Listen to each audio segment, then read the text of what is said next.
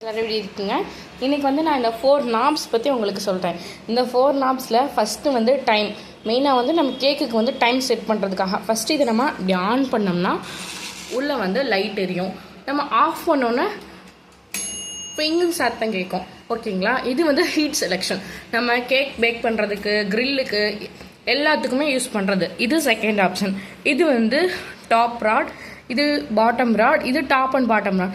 மெயினாக நம்ம கேக்குக்கு எப்போவுமே top and bottom rod and bottom rod இது ரெண்டும் தான் வச்சுப்போம்.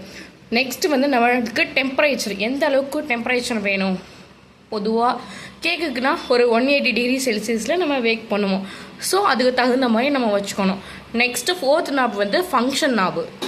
இது வந்து கன்வெக்ஷன் ஃபேன். நெக்ஸ்ட் வந்து ரோட்டசரி. இது வந்து கன்வெக்ஷன் ஃபேன் ஆன் ஆகி ரோட்டசரி ரெண்டுமே சேர்ந்து சுற்றும். நெக்ஸ்ட் நம்ம வந்து உள்ளே பார்க்கலாம்.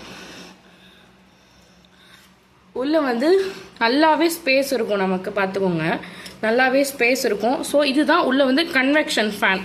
இது வந்து ரோட்டசரிஸ் ராட் வந்து நம்ம வந்து இது ரோட்டசரி ராட் வந்து கனெக்ட் பண்ணுறதுக்கு உள்ளது. ஓகேங்களா? நெக்ஸ்ட் வந்து இது நம்ம க்ரில்லிங்காகவும் பயன்படுத்திக்கலாம். நார்மல் கப் கேக் இந்த மாதிரி நம்ம கேக் மோல்டு வச்சுட்டு இது யூஸ் பண்ணிக்கலாம். நெக்ஸ்ட் வந்து பார்த்திங்கன்னா இது வந்து கீழே டஸ்ட் ட்ரே, க்ரம் ட்ரே எது வேணாலும் சொல்லலாம். இது ஒன்று கொடுத்துருக்காங்க.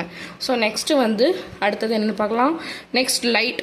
மெயினானது உள்ள லைட் இருந்தாலும் சரி நமக்கு ஒரு நல்ல ஒரு ப்ளஸ் பாயிண்ட்னு சொல்லலாம். மேக்ஸிமம் எல்லாருமே கன்வெக்ஷன் ஃபேன் இருக்கிற மாதிரி வாங்கிக்கோங்க. ஸோ அதுதான் ஈவனாக வந்து ஹீட்டை ஸ்ப்ரெட் பண்ணும். ஓகேங்களா? தேங்க்யூ.